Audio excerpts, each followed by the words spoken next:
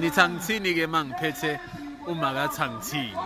Ngoba phela nami ayikho into engizoyisho ngoba angazi ukuthi ngithini njengamanje ngoba nangu umama wendawo.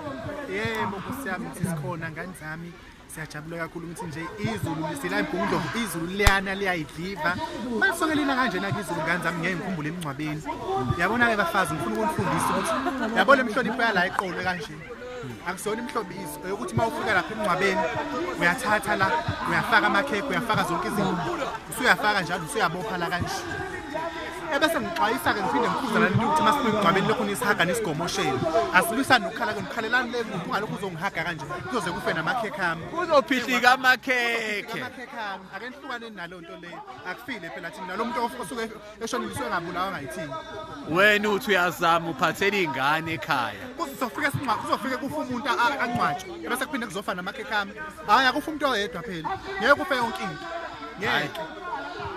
ngiyacabanga ukuthi abantu bayizwa le ndaba ukuthi isimo suke siphoqa ukuthi lo ufile akusale sekuba uyena yebo ungasibulali yonke into kanti sizelani thina ubulawa yithina nomufu hlokanani nokusihaga emncwabeni abantu abakhale behambe betendeni lokho ukuze behlukane nokusihaga hayi kuyazwakala MakaThangithini nami akukho ebengithi ngifuna ukuthi ngikusho ngoba angani nami ukuthi ngithini njengamanje kodwa ke intokazi ngiyajabula mangihlangana nayo kodwa manje isesimeni sokuthi ikhumbule umngcwabo yebo ngikhumbula awanje emncabeni